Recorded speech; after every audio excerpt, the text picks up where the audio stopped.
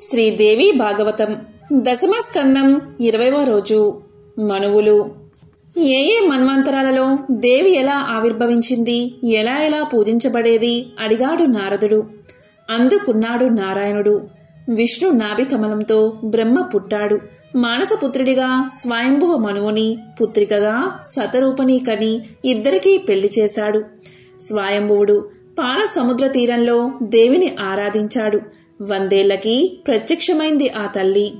అమ్మా, నా సృష్టి కార్యంలో విఘ్నం రాకుండా వరమివ్వి. నీ ఉపాసకులకు పూర్వజన్మ స్మృతి, జ్ఞానసిద్ధి, పుత్ర పౌత్రాభివృద్ధి కలిగేలా అనుగ్రహించు అని ప్రార్థించాడు. అతనికి ఆ వరాలిచ్చి తాను వింధ్య పర్వతం చేరి అక్కడ నివసించింది శక్తి. ఆ వింధ్య పర్వతమే ఒకప్పుడు సూర్యుణ్ణి అటకాయించింది. ఆ తరువాత అగస్త్యుడు తప్పించాడనుకో. వింధ్య అగస్త్యుడు. సూత, వింధ్య సూర్యుణ్ణెందుకు అటకాయించింది, అగస్త్యుడెలా తప్పించాడు అని అడిగారు మునులు. సూతుడు చెప్పడం ఆరంభించాడు. ఒకనాడు నారదుడు వింధ్య పర్వతాన్ని దర్శించాడు. లోకంలో అన్ని పర్వతాలకు ఏదో ప్రత్యేకత అవి ఉన్నాయి. ముఖ్యంగా మేరు పర్వతం. సూర్యుడు వాళ్ళు దాన్ని చుట్టూ మరీ తిరుగుతారు. ఏమిటో పాపం, ఇంత పెద్ద కొండవయ్యుండి నువ్వేమిటో ఇలా ఉండిపోయావు అనేసి చక్కాబోయాడా దేవర్షి. వింధ్యుడికి బాధ వేసింది. తన తడాకా చూపాలి అనుకున్నాడు. తక్షణం ఆకాశమంత ఎత్తు పెరిగి సూర్యుడికి అడ్డం పడ్డాడు. దాంతో ఆ మర్నాడు సూర్యగమనం ఆగిపోయింది. లోకాలు అల్లకల్లోలం కాసాగాయి. అందరూ విష్ణువును ప్రార్థించారు. వింధ్యుడి నుంచి సూర్యుని రక్షించగలవాడు అగస్త్యుడు ఒక్కటే. పరాశక్తి భక్తుడాయన, పైగా అయోనిజుడు కూడాను. కాశీలో ఉన్నాడు. ఆయన్ని రంగంలోకి దింపండి అన్నాడు విష్ణువు. ఇంద్రాదులంతా కాశీ వెళ్లి అగస్త్యుణ్ణి కలిశారు. కష్టం చెప్పుకున్నారు. కనికరించాడు కుంభ సంభవుడు. భార్య అయిన లోపాముద్రతో సహా కాశీ విడిచి దక్షిణాదికి తరలాడా తాపసి. ఆయన దారికి అడ్డంగా నిలబడి ఉంది వింధ్య. దాని ఎదుట నిలిచి పిలిచాడు అగస్త్యుడు.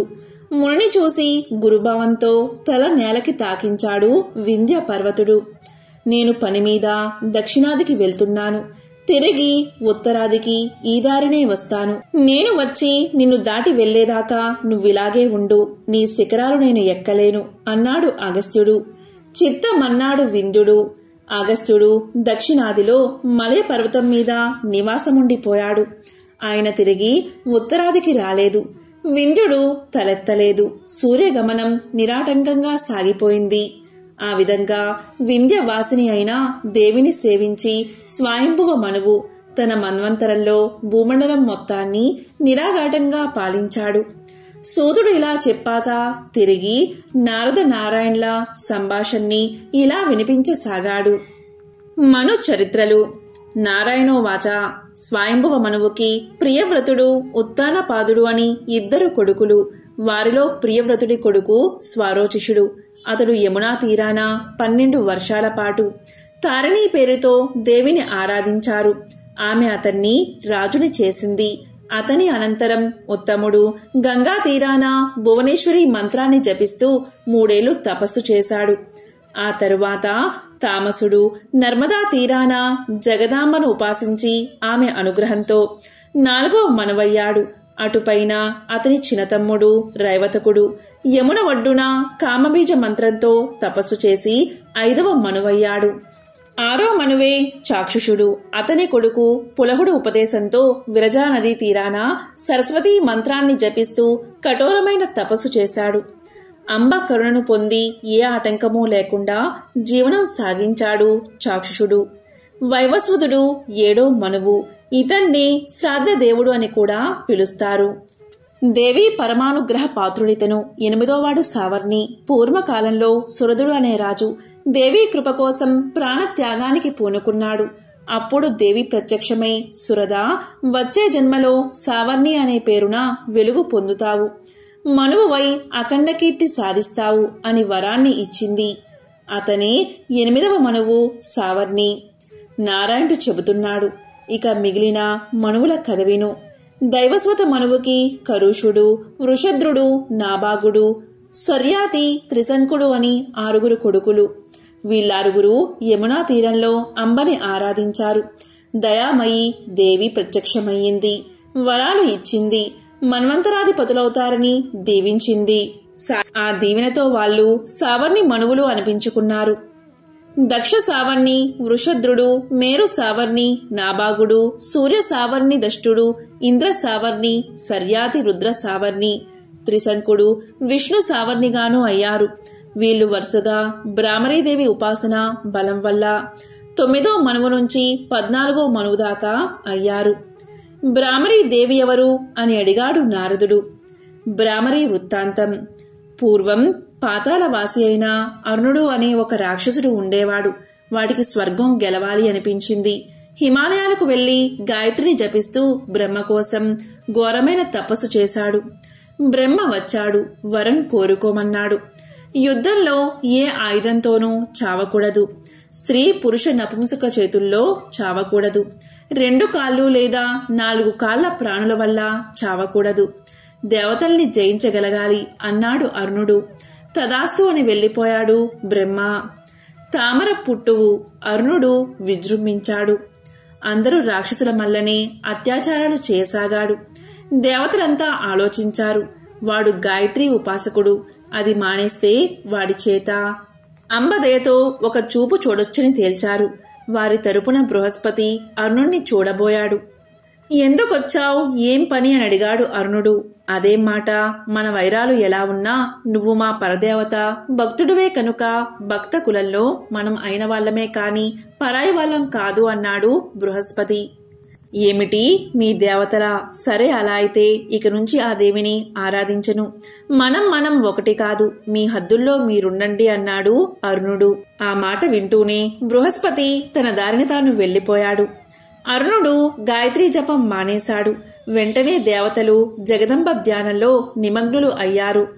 అద్భుతమైన రూపంలో వారికి దర్శనమిచ్చింది అంబ.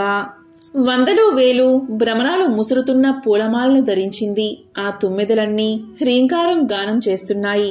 ఆ గానానికి దేవి అనుమోదిస్తుంది. ఆమె నలువైపులా కోట్లాది తుమ్మెదలు వచ్చి చేరాయి. ఆ అద్భుత రూపాన్ని స్తోత్రం చేశారు దేవతలు. ఏమి కావాలో కోరుకోమంది అంబ. అరుణుడి వార్త చెప్పారు ఆదిత్యులు. వెంటనే ఆ దేవి తన వద్ద ఉన్న భ్రమరాలను రాక్షసులపైకి పంపింది. దద్దరిల్లిపోయారు దైత్యులు. రాక్షసుల రానువని రక్తం క్షణాల మీద అరుణుడితో సహా అందరినీ చంపి అమ్మవారికి వద్దకు వచ్చాయా తుమ్మెదలు. ముల్లోకాలు ముక్కున వేలేసుకుని ఆశ్చర్యపోయాయి. భ్రమరసేనతో ఆవిర్భవించిన ఆ దేవి పేరే బ్రాహ్మరి. ఈ బ్రాహ్మరీదేవి కథను విన్నా చదివినా పాపాలు, సంసార బంధాలు విడిపోతాయి. ఈ దివ్య కథ నిత్య పారాయణం చేసినా విన్నా పరమపదం ప్రాప్తిస్తుంది. శ్రీదేవి భాగవతం 11వ స్కందం. సదాచారమే సాధన. పరమాద్భుతమైన దేవీ చరిత్ర వినిపించావు. ఏ విధంగా ఉంటే ఆ దేవి ప్రసన్నురాలు అవుతుందో కూడా వివరించు అని అడిగాడు నారదుడు. సదాచారం పాటిస్తే ఆమె ప్రసన్నమవుతుంది. జ్ఞానానికి మారుపేరు ఆచారం. ఆచారం వల్లనే అన్నీ ఏర్పడతాయి. ఆచారం 2 రకాలు. ఒకటి శాస్త్రీయము, రెండవది లౌకికము. శుభాన్ని కోరేవాడు రెండిటినీ పాటించాలి. గ్రామ, జాతి, దేశ, కుల ధర్మాల్ని పాలించడం కూడా అనవసరమే. ధర్మం విడిచిన వాణ్ణి మనం పరిత్యజించాలి. ధర్మాధర్మ నిర్ణయానికి శృతిలే ప్రమాణం. స్మృతి పురాణాలను అనుసరించి ధర్మ నిర్ణయం చెయ్యవచ్చు, కానీ తుది నిర్ణయం మాత్రం వేద ప్రకారమే చెయ్యాలి. వేదానికి ఇతరమైంది ఏది ధర్మం కాజాలదు. అది తెలుసుకుని మసలుకోవాలి. వేద ప్రకారమే చరించాలి. బ్రాహ్మీ ముహూర్తంలోనే ధ్యానం ప్రారంభించాలి. గురువే బ్రహ్మ, గురువే విష్ణువు, గురువే శివుడు అని మనసారా భావించి ప్రార్థించాలి. వేదంగాలు ఎన్ని చదివినా ఆచారహీనుడు పవిత్రుడు కాలేడు. ఆచారం ముఖ్యం. సదాచారమే సాధనము, సాధన ప్రధానమును. వీటిలో ప్రధానమైంది శౌచ విధానం. రాత్రి 55 గడియల తర్వాత ఉషకాలం, 57 గడియల తర్వాత అరుణోదయ కాలం, సూర్యోదయం ప్రాతకాలంలోనే మలమూత్ర విసర్జన జరిగిపోవాలి. నైరుతి దిశగా వేటు దూరం వెళ్లి ఆ కార్యక్రమం ముగించుకోవాలి. బ్రహ్మచారి అయితే జంజం చెవికి తగిలించుకోవాలి. గృహస్థు వానప్రస్థుడు అయితే ముందుకు లాగి వీపు మీదకు వేసుకోవాలి. గాలిని, అగ్నిని, బ్రహ్మని, సూర్యుణ్ణి, నీటిని చూస్తూ మలమూత్ర విసర్జనలు చేయకూడదు. పగలు ఉత్తరం వైపు, రాత్రి దక్షిణం వైపు ఆ పనులు సాగించాలి. మలమూత శౌచాలలో ఎడమ చెయ్యి మాత్రమే ఉపయోగించాలి. నాభి కింది భాగపు పనులకు ఎడమ చెయ్యి, పైభాగంలో వాటికి కుడి చెయ్యి వాడాలి. బద్ధకం చేత కాని మరే కారణంగా కాని శౌచ విధి సరిగ్గా జరగనప్పుడు 3 రాత్రిళ్లు మంచినీళ్లు మాత్రమే తాగుతూ ప్రాయశ్చిత్తం చేసుకోవాలి. మల విసర్జన తర్వాత 12 సార్లు, మూత్ర విసర్జన తర్వాత 4 సార్లు పుక్కిలించి ఉమ్మేయాలి. మొహానికి ఎడమవైపునే ఉమ్మేయాలి. అనంతరం దంత దావనం చేసుకోవాలి. పళ్ళు తోముకునే పుల్ల 12 అంగుళాలు ఉండాలి. పుడక బాగా కుంచె వచ్చాకనే పళ్ళు తోమాలి. పాడ్యమి, షష్ఠి, నవమి, ఏకాదశి, అమావాస్య తిథులను ఆదివారం నాడు పుడకతో పళ్ళు తోముకుంటే దాంతో సూర్యుణ్ణి కొట్టినంత దోషం. అది కులనాశన హేతువై తిథులప్పుడు ఇతర తిథుల్లోనూ 12 సార్లు పుక్కిరిస్తే సరిపోతుంది. నవరంధ్రాల నుండి నిత్యం మలం కక్కే దేహమిది. దీన్ని ఎప్పుడూ శుభ్రపరుచుకుంటూ ఉండాలి. ప్రతిరోజు ప్రాతకాలంలో స్నానం చేస్తూ ఉండాలి. ప్రాతస్నానం వల్ల అనేక పాపాలు పోతాయి. స్నానం అన్నప్పుడు దేవతల్ని, పితరుల్ని తృప్తిపరచడం కోసం స్నానాంగ తర్పణం చేయాలి. నీటి నుండి బయటకు వచ్చి 2 పొట్టి బట్టలు ధరించాలి. విభూతి పూసుకుని రుద్రాక్షమాల ధరించాలి. తరువాత గాయత్రి జపం చేయాలి. ఓంకారంతో వ్యాహృతులైన భూర్భువస్సువలతోనూ పఠించాలి ఆ మంత్రాన్ని. రుద్రాక్షలు ధరించిన వారు రుద్రుడితో సమానమవుతారు. రుద్రాక్షలు దాల్చబట్టే శివుడు రుద్రత్వాన్ని పొందాడు. రుద్రాక్షలు ధరించిన వారి కాళ్ళు కడిగి ఆ నీళ్లు పానం చేస్తే పాపాలన్నీ నశిస్తాయి. మంత్రం లేకుండా కాని, శ్రద్ధతో కాని, అశ్రద్ధతో కాని రుద్రాక్షలు ధరిస్తే చాలు, పుణ్యవంతుడు తత్వజ్ఞాని అవుతాడు. నారాయణ, రుద్రాక్షలకి అంత మహత్యం ఎలా వచ్చిందంటావ్? అడిగాడు నారదుడు. ఈ ప్రశ్నే గతంలో కుమారస్వామి శివుణ్ణి అడిగాడు. అప్పుడు శివుడు చెప్పిన దాన్ని నీకు చెబుతానంటూ చెప్పకొచ్చాడు నారాయణుడు. శివుడు చెబుతున్నాడు, రుద్రాక్షలు చాలా పవిత్రమైనవి. వెనకటి త్రిపురుడని ఒక రాక్షసుడు ఉండేవాడు. బ్రహ్మని, విష్ణువుని లెక్క చేసేవాడు కాదు. అప్పుడే దేవతలంతా నా దగ్గరకు వచ్చారు. వాడిని చంపమన్నారు. అందుకోసం సర్వదేవతా శక్తులని సమీకరించి ఆ ఘోరమనే అస్త్రాన్ని సృష్టించాను. ఆ అస్త్రం తయారు చేయడం కోసం 1000 ఏళ్ల పాటు నేను కన్ను విప్పలేదు. అందుచేత కళ్ళు నొప్పి పుట్టి నీళ్లు కారుతూ ఉండేవి. అలా నా కళ్ళ నుండి కారిన నీటి బిందువులే రుద్రాక్షలుగా అవతరించాయి. కుడి కంటి నుంచి కారిన నీటి వల్ల 16, ఎడమ కంటి నుంచి కారిన నీటి వల్ల 12, అగ్ని నేత్రం నుంచి రాలిన ఆశ్రువుల వల్ల 10, మొత్తం 38 రకాల రుద్రాక్షలు ఆవిర్భవించాయి. ఈ రుద్రాక్షకు ముఖం బ్రహ్మ, పైభాగం నేను, పుచ్చం విష్ణువు. నిత్యం రుద్రాక్షలు ధరించిన వారి ప్రతిష్ట పెరుగుతుంది. కుమార, దర్భముడు మాల, పుత్రజీవి మాల ఈ రుద్రాక్షమాల ముందు 16వ వంతు పనిచెయ్యవు. మెడలో రుద్రాక్షమాల వేసుకుని అన్నదానం చేస్తే 21 తరాల వారు తరిస్తారు. అంత ఎందుకు, కుక్కమెల్లో రుద్రాక్ష వేస్తే అది ముక్తి పొందుతుంది. పూర్వం కీకట దేశానికి చెందిన ఒక గాడిద రుద్రాక్ష వల్ల మోక్షం పొందింది అని శివుడు చెప్పింది విని ఆశ్చర్యపోయాడు కుమారస్వామి. ఆ గాడిదకి రుద్రాక్షలు ఎలా వచ్చాయి అని అడిగాడు. శివుడు చెప్పసాగాడు. వింధ్య ప్రాంతాన ఒక వర్తకుడు రుద్రాక్ష మూటలను గాడిద మీద వేసుకుని వెళ్తూ ఉండేవాడు. ఒకనాడా గాడిద మొయ్యలేనంత బరువు వేశాడు. నడవలేక దారిలోనే పడిపోయి మరణించింది. అజ్ఞాని అయినప్పటికీ రుద్రాక్షలు మోయడం వల్ల అది నా సాన్నిధ్యం చేరుకుంది. త్రిశూలంతో, త్రినేత్రంతో నా రూపాన్నే ధరించి ఉంది. మరో కథ చెబుతాను విను.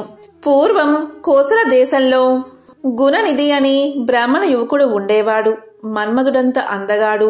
సుధిష్ఠుడు అని గురువు వద్ద విద్య కోసం వెళ్లి మంచి యవ్వనంలో ఉన్న గురుభార్య ముక్తావల్ని వల్లో వేసుకున్నాడు. గురువుకు విషం పెట్టి చంపేశాడు.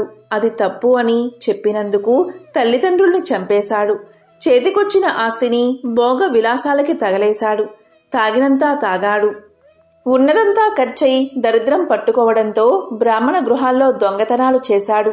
అది గుర్తించి ఊరువారు అతన్ని తరిమేశారు.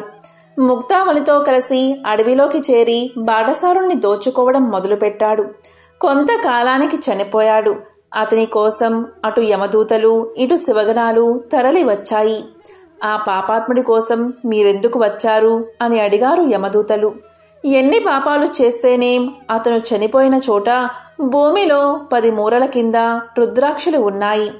అందుచేత వాడికి శివలోకమే గతి అంది శివగణం. దివ్య విమానంలో శివలోకం చేరాడు గుణనిధి. అంత మహత్యముంది ఈ రుద్రాక్షలకి. నారాయణుడు చెబుతున్నాడు. ఆ విధంగా శివుడు కుమారస్వామికి రుద్రాక్ష మహత్యం చెప్పాడు. గీటు రాయి మీద బంగారంతో గీస్తే ఎలా గీత పడుతుందో అలాగే రుద్రాక్ష మీద గీత గీసి పరీక్షిస్తారు. గీత తిన్నగా నున్నగా అందంగా పడితే ఆ రుద్రాక్ష ఉత్తమమైందని లెక్క. వాటిని ధరించాలి. పుచ్చువి పురుగులు పట్టినవి ఒకరు ధరించి వదిలేసినవి ధరించకూడదు. అనంతరం భూత శుద్ధి జరిపించాలి. సర్వాధికార సిద్ధి కోసం విభూది ధారణ అవసరం. భస్మధారణం ఉత్తమ కార్యమని వేదశాస్త్రాలు చాటి చెబుతున్నాయి. శ్రీదేవి భాగవతం 10వ స్కందం 20వ రోజు పారాయణం సంపూర్ణం.